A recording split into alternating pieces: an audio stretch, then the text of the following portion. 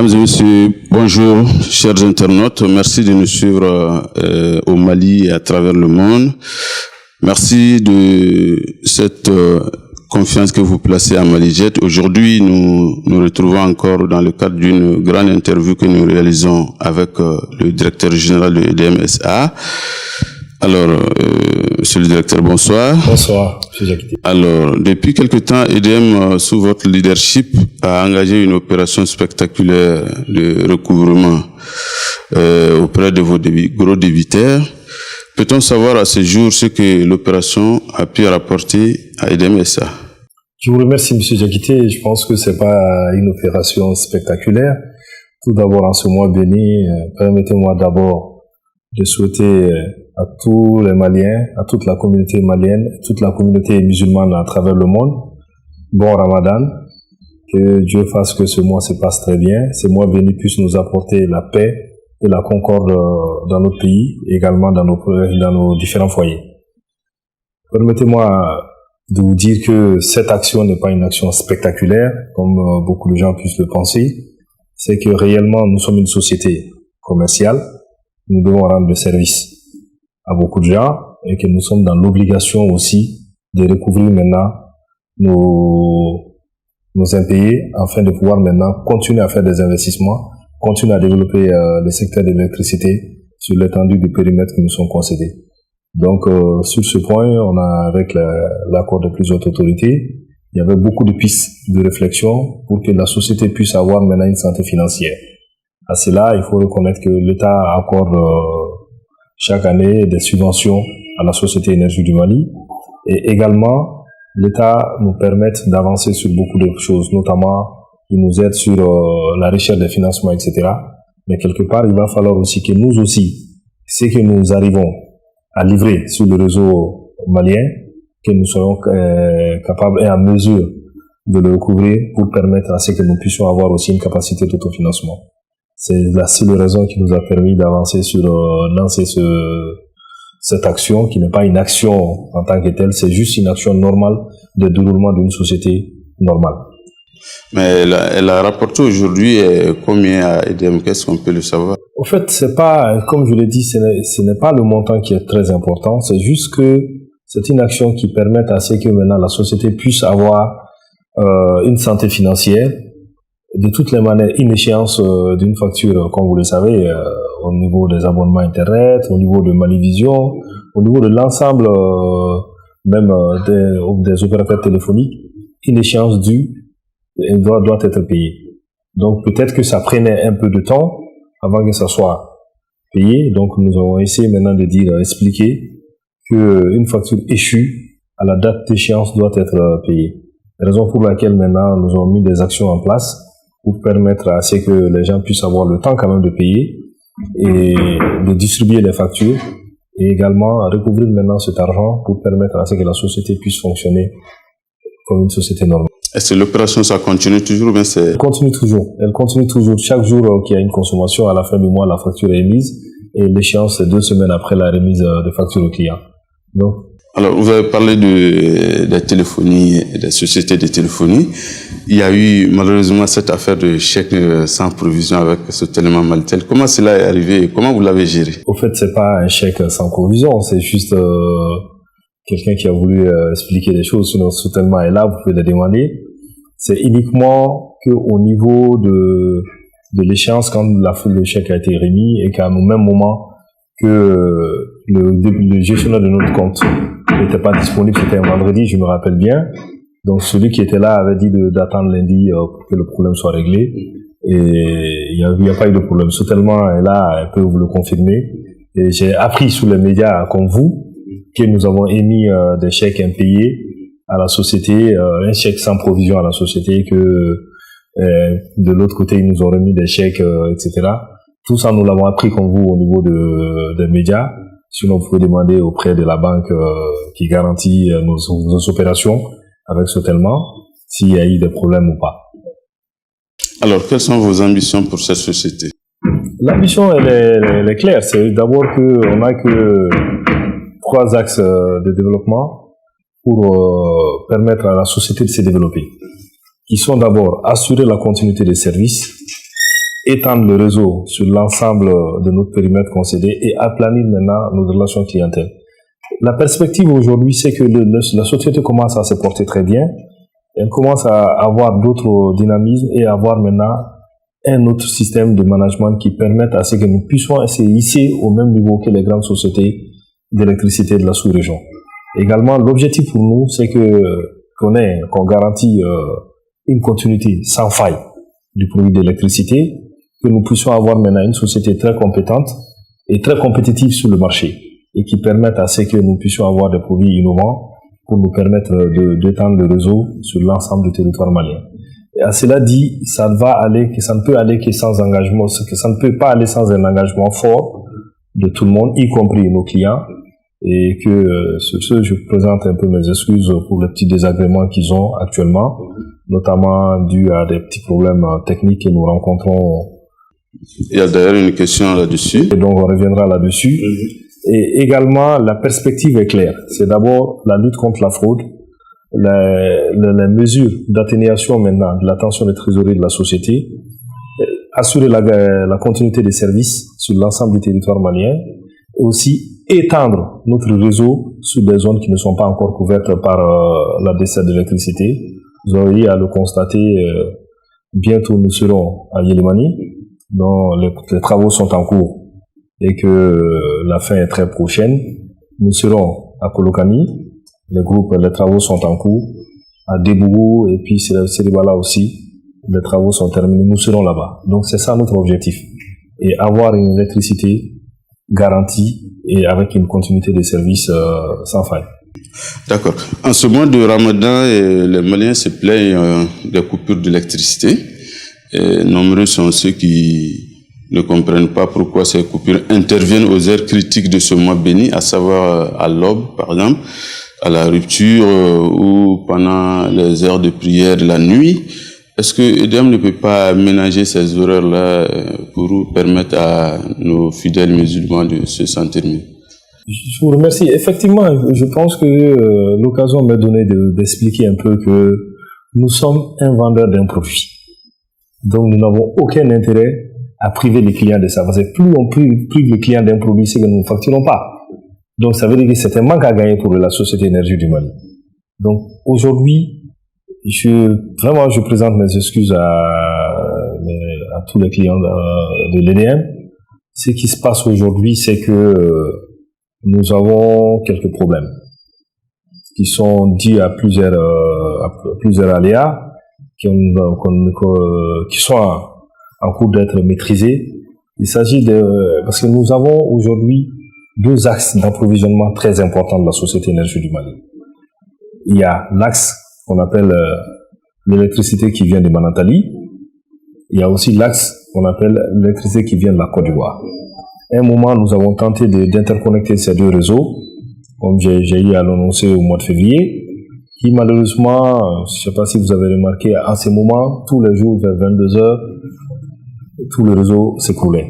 Donc nous avons mis une task force entre les différents pays, le Mali, la Côte d'Ivoire, le Sénégal, le Burkina et le WAP, pour analyser une équipe d'experts de ces pays se réunissent et ils sont en train de faire le tour de l'ensemble de nos installations au Mali, au Sénégal et en Côte d'Ivoire pour comprendre et corriger cette imperfection qui se passe sur le réseau. Donc nous avons décidé, les sociétés de la sous-région, d'encore séparer le réseau pour permettre à ce que maintenant que les défauts qui viennent d'un autre côté ne puissent faire tomber les réseaux de la Côte d'Ivoire ou du Sénégal. Donc ces actions sont en cours et des études sont en cours et les essais sont en cours qui permettent à ce qu'on corrige ça. Ce qui arrive, qui est difficile, c'est que nous sommes, comme vous l'avez dit, à un mois de Ramadan très béni, etc. C'est que les charges augmentent à partir de 18 heures. Parce que les gens ont un besoin très élevé d'électricité. Donc ces charges augmentent jusqu'à arriver à une certaine limite des contraintes même de nos lignes même de transport. Donc ça crée souvent des déclenchements. Quand vous constatez, ça arrive à partir de 18 heures jusqu'à 23 heures, etc. Et après ça se stabilise. Ça se trouve que les charges commencent à baisser parce que les gens ont moins besoin d'électricité, etc. qui crée ces désagréments. Chose qui n'est pas normale. Chose qui n'est pas normale parce que nous sommes une société d'électricité. Nous devons être capables de servir la nation. Nous devons être capables maintenant d'être à l'écoute de nos clientèles et permettre de leur donner un service de qualité, comme je l'ai dit. Mais il faut comprendre que nous venons de très loin. Nous venons de très loin parce que tout ça est dû à des manques d'investissement qui sont passés dans le temps, que nous sommes en train de refaire tout à travers un plan qu'on appelle plan de stratégie et de perspectives de sortie des crises de la société. C'est ces plans qui définissent tous les scénarios nécessaires pour que l'EDEM puisse sortir de ça et compter sur ses propres moyens de production. Aujourd'hui, nous avons également un second problème qui est là. Le second problème, c'est que avant, à partir de janvier, l'EDEM avait en son sein environ 110 mégawatts de centrales de location, qui représentaient à peu près 30 à 35% de la capacité de l'EDM. Donc, ça, c'est des actions qui ne nous permettent pas d'avoir nos propres moyens de production. Quand vous louez, vous n'avez plus d'argent pour faire des investissements, parce que tout l'argent que vous engagez, vous payez ces locataires de centrales, etc., qui nous coûtent excessivement cher. Donc, nous avons décidé de réduire de façon graduelle pour que nous puissions sortir de ces locations et aller vers des sources propres de production qui appartiennent au Mali et qui appartiennent à tous les Maliens, comme vous et moi. Parce que l'EDEM, c'est un patrimoine national. Il n'appartient pas au directeur général, mais il appartient au peuple. Donc, ce patrimoine national, nous avons décidé d'aller vers ça. Donc, en mois de février, nous avons arrêté 20 mégawatts pour réduire ça. Et puis, il y avait des centrales de location à Dakar que nous avons arrêtées. Et à partir du mois de mai, on avait à peu près 80 mégawatts sur le réseau. Il y a l'un des fournisseurs dont nous avons également des problèmes de paiement, a décidé d'interrompre la fourniture de services. Et cet arrêt a engendré des petits problèmes parce que ça permet maintenant d'avoir plus de contraintes sur l'ONU parce que lui, il permet d'évacuer de l'énergie facilement. Et depuis le 17 mars, quand vous constatez, sinon on a passé le mois le plus compliqué au Mali, qui était la période de chaleur, sans problème majeur. Donc maintenant où il n'y a plus de cette période de chaleur, il n'est pas compréhensible que nous ne soyons pas capables de produire. C'est dû parce qu'il y a eu des centrales qui ont été arrêtées, parce que nous sommes en train de renégocier ce contrat, parce qu'aujourd'hui, la façon dont le contrat est fait, ça génère beaucoup d'argent pour la société dont nous n'avons pas la capacité financière de payer. Si on continue à faire ça, croyez-moi que dans 2-3 ans, nous allons être dans un problème très grave. Donc nous avons décidé, comme des responsables, de demander à ce qu'on revoie ce contrat. Et la révision de ce contrat a engendré l'arrêt d'abord pour qu'on puisse voir. Parce qu'aujourd'hui, ces centrales qui sont au Mali, qu'on appelle les centrales de location, que vous le fassiez, c'est comme une voiture. Quand tu loues une voiture, que tu roules, que tu ne roules pas, tu payes les frais de location. C'est exactement le même principe. Ces centrales sont là, coûtent excessivement cher, mais si nous décidons de ne pas les tourner, malgré qu'on ne les tourne pas, on paye des charges qu'on appelle la charge mensuelle fixe, qui s'élève à beaucoup d'argent et qui nous enlève toute notre capacité de refinancer le projet d'investissement propre à la Société énergie du Mali. Raison pour laquelle nous avons dit que nous allons renégocier ces packages avec eux pour que nous puissions renégocier afin que nous puissions tirer nous aussi le profit de ça et non que nous soyons toujours là en train de donner l'argent alors qu'au fond, on a des difficultés. Donc, nous sommes en cette phase de négociation. L'opérateur a décidé d'arrêter pour le moment pour qu'on puisse voir clairement. C'est ça qui crée aujourd'hui ces désagréments qui sont là, que nous-mêmes nous vivons. Nous vivons tous les jours parce que, croyez-moi, quand il n'y a pas de courant chez M. Diakité, le DG de l'EDEM ne peut pas rester tranquille. Il est obligé, avec ses équipes, de tout mettre en œuvre pour que nous puissions vous donner votre satisfaction, qui est ça. Comme je l'ai dit, chaque kilowattheure non produit n'est pas facturé. Donc, réellement, nous sommes une société qui vend de l'électricité et qui veut aller chercher son argent. Mais malheureusement, si tu ne produis pas, tu ne payes. Il n'y a pas à recouvrer. Donc, ce n'est pas réellement des moments choisis pour nous de priver les gens de ce produit qui est le produit de l'électricité. Est-ce qu'il y a d'autres difficultés en plus de ce que vous évoquez tantôt? Telles que? Je demande si, en plus de ce que vous évoquez, l'EDEM connaît aujourd'hui d'autres difficultés. Oui, nous avons beaucoup. C'est-à-dire que c'est une société qui est, comme vous le savez, c'est une société, c'est l'une des sociétés même, je le dis, de la place, qui engage chaque année un taux de croissance de plus que 12 à 13%. Vous allez voir à Bamako aujourd'hui, quand vous sortez de Bamako, aller vers Sénou, aller vers Niamana, vous allez voir des quartiers qui se créent. Et tous ces quartiers qui se créent ont d'abord un besoin d'électricité. Donc, il faut que l'EDEM étend le réseau pour aller vers toutes ces zones. Et partout où nous sommes dans notre périmètre, nous sommes obligés, dans la création de l'urbanisation de la ville, de l'accompagner pour que réellement les gens puissent avoir des services sociaux de base, tels que l'électricité. Et également, il y a des difficultés. Aujourd'hui, la fraude représente un grand problème pour la société énergétique. Il y a une question là-dessus. Voilà, donc ça aussi, c'est une difficulté qui nous plombe. Vous payez votre facture, moi je paye ma facture, mais il y a des gens qui ne payent pas. Mais ils ne sont même pas vus parce qu'ils volent l'électricité. Et ça aussi, ça ôte à la société sa capacité d'investissement parce que réellement, ce qui est volé est très élevé. Entre la production et puis l'énergie facturée, nous avons à peu près une perte d'environ 21%, qui ne sont pas réellement, qui ne sont pas seulement que des pertes dues à la fraude, mais il y a aussi des pertes techniques qu'on peut maîtriser, qu'on est en train de corriger. Mais tout ce qui est perte, tout ce qui est fraude représente un grand problème pour la société énergétique, sur lesquels des actions sont en cours pour y remédier. D'accord. Aujourd'hui, on parle beaucoup d'énergie renouvelable. On parle d'accord client et climat, on parle de COP21, etc. Qu'est-ce que l'EDEM fait dans ce sens-là?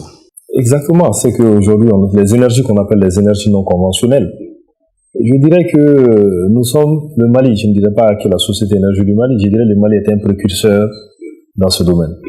C'est la plus grosse centrale solaire, si ma mémoire est bonne, a été au Mali à Diré, qui était 5 kW.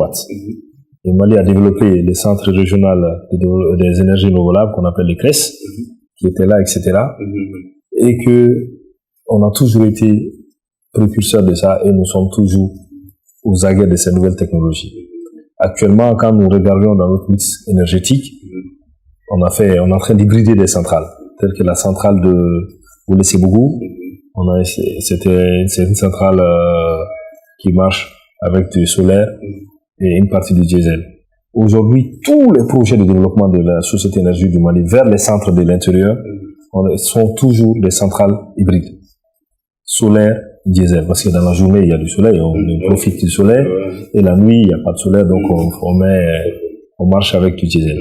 Aujourd'hui, il y a à peu près quelques centres tels que Djema, Djema, Asongo, Nara, Bankas, Koro, Tomia et Oulé-Sébougou sont tous des centrales, sont tous des centrales hybrides. Donc, une partie photovoltaïque et une partie diesel. Également, le Mali, avec le ministère de l'Énergie et de l'Eau, a signé aussi des protocoles pour développer certains projets très importants dans le domaine solaire, notamment à Ségou, qu'on appelle Scatec. Ségou Solar maintenant, c'est une centrale de 33 MW qui sera installée là-bas, tout en photovoltaïque, pour permettre à ce que nous puissions injecter directement sur le réseau. À Kita aussi, on a signé aussi un contrat avec des promoteurs pour installer 50 MW là-bas. Sikasso aussi, c'est prévu d'installer 50 MW et Koutchala 25 MW. Et pour dire aujourd'hui que les énergies renouvelables, hormis le photovoltaïque, il y en a aussi qui existent, parce que l'eau aussi est une énergie renouvelable. Donc nous avons aussi des barrages. Le barrage de Sélingué et le barrage, Manantali, Soutiba, etc. Pour dire que l'EDEM est disposé et que nous sommes ouverts à développer ce genre d'initiatives qui d'abord nous permettent d'avoir une source d'énergie beaucoup plus accessible que les sources fossiles telles que le gasoil ou le HFO. Parce qu'aujourd'hui, nous sommes un pays continental. pour dire aujourd'hui que ce qui rend notre exploitation très difficile, imaginez que 1 litre de gasoil consommé à Gao a déjà fait environ 3200 km ou 4000 km. Parce que si on prend de Cotonou à Bamako, c'est à peu près 1800. De Bamako à Gao, ça te fait déjà 3000 km. Imaginez que chaque fois qu'on produit 1 kW à Gao, le litre de carburant a fait déjà 3000 km de voyage. Donc ça coûte excessivement cher ce genre de technologie aujourd'hui pour le Mali, le gasoil et les HFO, parce qu'ils ne sont pas produits au Mali. Ils sont transportés ailleurs. Le coût du transport au niveau du prix du gasoil aujourd'hui est très élevé. Donc tout ça rend un peu l'opération très difficile. Et chaque fois aussi qu'il y a des retards ou des grèves au niveau des transports, etc., ça génère beaucoup d'imprévus dans notre process de production. Donc voilà comment on appelle, notre soutien au développement des énergies non conventionnelles que vous appelez toujours les énergies renouvelables. Et par rapport à la crise du Nord, comment se porte le réseau dans cette partie du territoire? Et je crois que votre ministre a été à Kidal. C'était par rapport à l'avènement des services sociaux de base. Est-ce que vous avez déjà pris les dispositions pour que l'électricité soit à Kidal? L'électricité a toujours été à Kidal. Jusqu'à présent, il y a l'électricité à Kidal. Et comment vous gérez le réseau? C'est là que nous sommes en train de travailler pour vraiment... Aujourd'hui, après la crise, nous avons été dans ces zones. À l'époque, j'étais le directeur de la production. Juste après la crise, nous avons été dans ces zones pour pouvoir maintenant remettre les services en marche, notamment à Gao, Tombouctou, Didé, Goundam, Niafunké. Nous sommes partout où on était avant. Aujourd'hui, on a construit une très belle centrale à Tombouctou et qui fonctionne actuellement. Et Tombouctou ne connaît pas de délestage. Et réellement, le service est très bien. Nous avons fait un projet aussi à Gao. Et nous avons aussi installé de nouveaux groupes aussi à Niafunké. Nous sommes en train de développer, amener des groupes à à Diré, et Goundam aussi, etc. Nous sommes là-bas. Donc le service se passe normalement bien, parce que on a des compteurs qu'on appelle le compteur par prépaiement, que les gens peuvent payer à distance. Malgré ça, nous avons une présence physique de nos équipes dans ces zones. Et aujourd'hui, nous sommes en contact aussi avec Kidal, etc. Et nous sommes avec le ministère de l'Énergie, avec l'appui des autorités, de remettre un service de qualité à cet endroit lors de ce qui a été prononcé par le ministre lors de notre tournée ensemble. J'étais à Kidal pour aller moi-même me rendre compte de l'état de nos équipements et de voir maintenant dans quelle perspective nous pouvons maintenant remettre le service.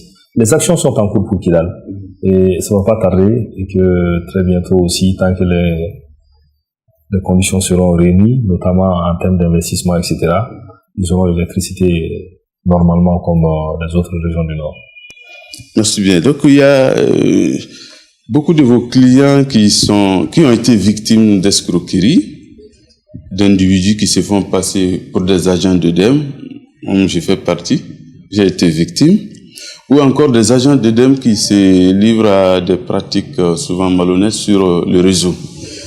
Le phénomène prend de plus en plus d'ampleur, les gens sont inquiets. Comment vous sévissez contre ces genres de comportements? En tout cas, je peux vous rassurer qu'aucun comportement déviant de la part d'un agent de l'EDEM ne sera toléré.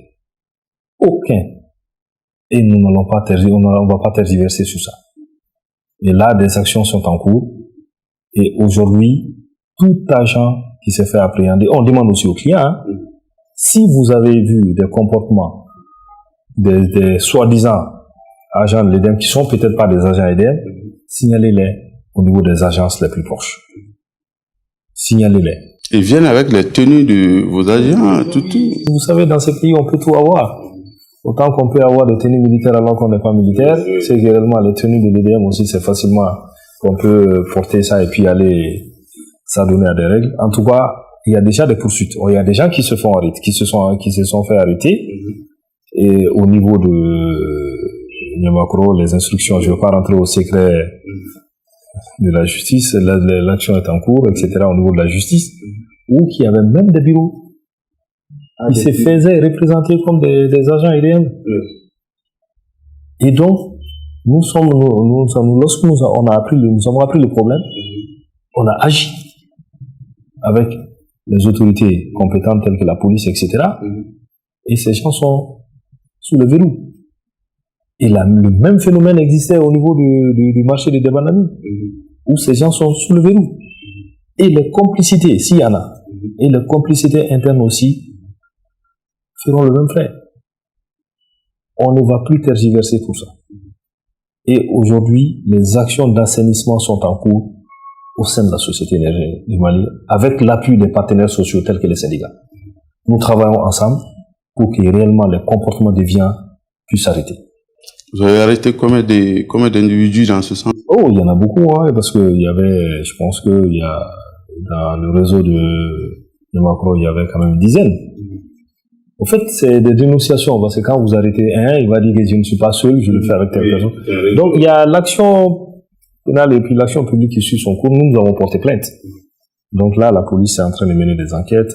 Je remercie vraiment de l'accompagnement des autorités sur ce point, notamment la police et la gendarmerie, qui nous soutiennent, qui nous accompagnent avec tous les moyens qu'ils disposent pour nous permettre vraiment qu'on mette fin à ces bandits qui sapent le moral des gens et qui ternissent l'image de la Société énergétique du Mali.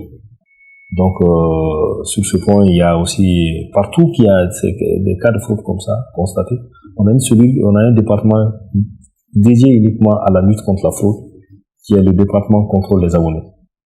Donc souvent, il faut que les gens comprennent, quand ce département il passe chez nos clients, c'est pas pour aller dire que vous êtes des voleurs, c'est pour contrôler. Pour voir réellement est-ce que quelqu'un n'a pas touché à votre compteur, etc., comment il faut utiliser, etc., mais qui détecte aussi des cas d'anomalie sur le compteur et qui corrige. Voilà, en gros, en tout cas, les actions qui sont en cours, c'est la lutte implacable contre la fraude. Parce qu'aujourd'hui, l'énergie gaspillée ne vous servira pas, ne me servira pas, mais servira maintenant à des individus qui va faire tout pour que la société puisse être maintenant aux ténèbres de son époque. Des choses que nous ne souhaiterons pas et que vous au moins nous ne souhaiterons pas. Et nous souhaiterons quand même que nos enfants, nos frères puissent étudier normalement, que nos amis, nos papas, etc. puissent aller au travail normalement, en ayant de l'électricité. Mais à cause des gens qui volent, on prive. Vous et moi qui payons notre facture, au profit de eux qui ne payent pas, en utilisant d'autres moyens, etc., mais qui créent même des problèmes même sociétaux, des problèmes sociétaux dans ce pays. Voilà. Mais oui, c'est cette affaire de compteur, sous-compteur qu'on voit à travers Bamako, où quand vous êtes dans une famille, le propriétaire de la cour vous revend le kilowatt souvent à un prix un peu exorbitant. Et comment vous êtes en train de lutter contre cette pratique? Exactement. Normalement, la loi n'autorise pas d'autres personnes à vendre l'électricité sur le périmètre de l'EDM si ce n'est pas la Société énergétique du Mali. Mais il faut comprendre une chose. Nous avons un point de livraison. Quand vous demandez un compteur, vous amenez tous les éléments, on vous installe un compteur, mais nous ne rentrons pas dans vos installations internes. Nous ne rentrons pas dans vos installations internes. C'est qu'aujourd'hui, c'est vous-même, à votre plein gré, qui décide de voir telle chambre, j'installe des comptages. Mais en aucun cas, l'EDM n'est responsable de ça. C'est pas normal. C'est pas normal que les gens puissent revendre un produit d'électricité plus cher que les tarifs de l'EDM. Et c'est pas normal que d'autres personnes puissent vendre de l'électricité sur un périmètre concédé à un opérateur. Mais tout ça, nous ne pouvons pas le savoir. C'est comme des gens qui le font, parce que qui doivent le dire. Est-ce que si ces gens-là sont dénoncés, ils peuvent être arrêtés? Si, il faut que maintenant, que c'est pas nous normalement. Quelle est la preuve que réellement qu'ils vendent de l'électricité? Nous sommes ça, c'est à l'interne. À l'interne, nous sommes dans un état de droit. Oui. Moi, je peux aujourd'hui même ici installer un petit sous-compteur, mais uniquement pour un besoin de comptage, mais pas un besoin de facturation. Donc, il faut que réellement que c'est pas normal. Maintenant, nous vendons le kilowatt à tel prix. Celui qui donne à son locataire, il les vend à des prix plus élevés. Mais nous avons facilité tout ça en installant le compteur qu'on appelle le compteur Isavo par prépaiement. Mais donc, si les locataires sont là, ils peuvent demander leur compteur avec l'accord du propriétaire, installer ces compteurs Isavo et même ils vous approvisionnent. D'où l'objectif maintenant de la mise en place de ce compteur qu'on appelle le compteur par prépaiement. Ça règle tout le problème. Aujourd'hui, nous pensons réellement que le phénomène est en train de disparaître au profit de ces compteurs. Parce qu'avant, les gens mettaient les compteurs conventionnels, ils revendaient l'électricité parce qu'ils disaient que est-ce que l'autre va payer, etc.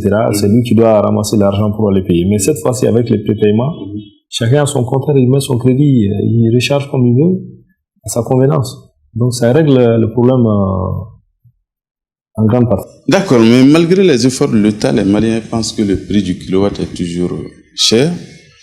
Est-ce que il y a en vue des possibilités de pouvoir réduire encore le prix? Réduire le prix actuel? Oui. Ça c'est une très bonne question.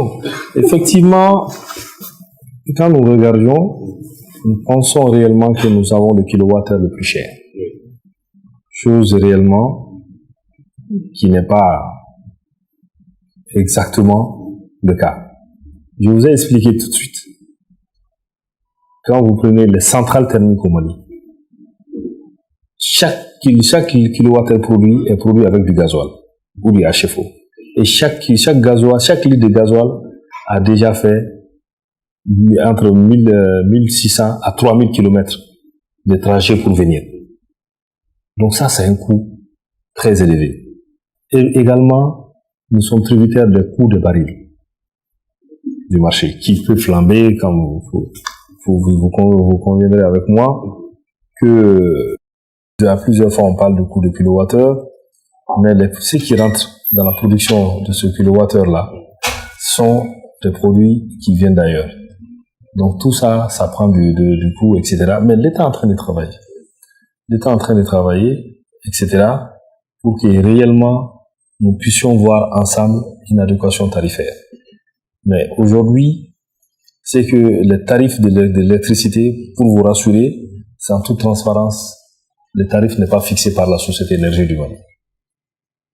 Il est fixé par la Commission de régulation d'eau et d'électricité, qui est l'arbitre entre l'EDM et puis l'autorité. C'est eux qui regardent réellement quel niveau de tarif il faut pour permettre à la société. Mais l'État fait des subventions pour que ça puisse revenir à moins cher aux consommateurs? Non, l'État fait des subventions. Parce qu'aujourd'hui, l'État fait des subventions pour permettre à ce que nous puissions même vendre à ces tarifs.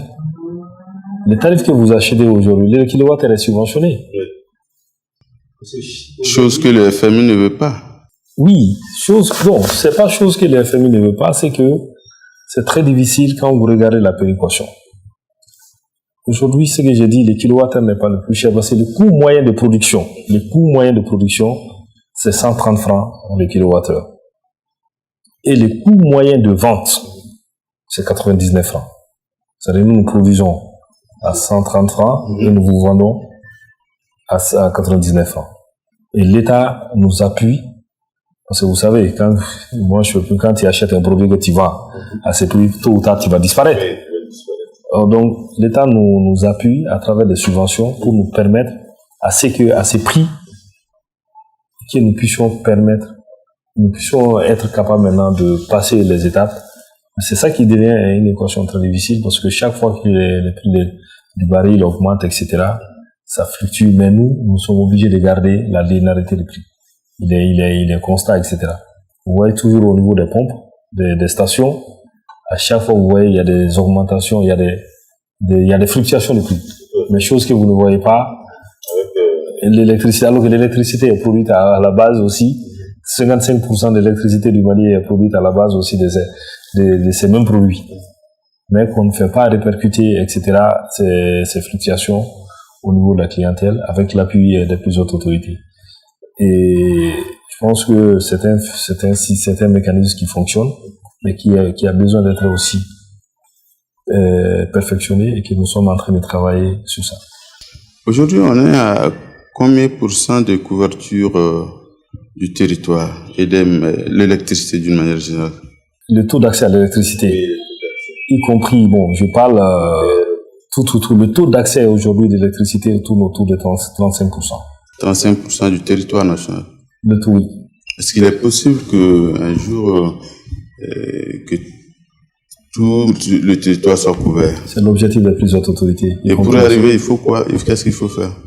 Il faut, comme vous le savez, quand vous regardez... Puisqu'on a le soleil un peu partout. Exactement, nous avons le soleil un peu partout. Mais la nuit, il faut comprendre que si on fait le tout solaire la nuit, il faut chercher aussi le tout diesel pour pouvoir compenser le soleil. C'est l'objectif, hein. C'est l'objectif des OMD. L'objectif du millénaire, c'est que réellement le taux d'accès de l'électricité doit être augmenté. D'où, quand vous regardiez entre 1960 et maintenant, vous allez voir que réellement que là, le taux d'accès est en train d'augmenter, etc. Je vous ai dit tout de suite que nous allons récupérer d'ici 2 mois de nouvelles localités telles que Yelimani, Kolokani, on est à Debougou et puis à Sidibala. Donc, vous voyez, ça s'arrête pas. Mais on va avec les moyens qui existent pour que nous puissions faire maintenant petit à petit l'expansion du réseau pour maintenant que d'ici un horizon pas très loin, que nous puissions avoir un taux d'accès de l'électricité sur l'ensemble du territoire malien. C'est un objectif des plus hautes autorités et nous nous inscrivons dans cet objectif, y compris aussi la Madère et d'autres sociétés aussi d'opérateurs d'électricité pour développer ça. Alors, est-ce que vous avez un dernier message? Je remercie l'ensemble du peuple malien de leur compréhension et présenter nos excuses par rapport aux désagréments causés, notamment dans ce mois béni de Ramadan, et sur le coupure qui se passe. Et que nous travaillons pour vraiment circonscrire ce problème. Tous les efforts sont là et nous sommes en train de travailler, Inch'Allah, ensemble. Nous allons sortir la tête de l'eau pour que tous les peuples maliens puissent avoir cette électricité, etc. Je vous remercie. Merci beaucoup, monsieur le directeur général. Merci bien. Merci aux collaborateurs aussi. Merci à nos internautes, tout. À la prochaine. Merci.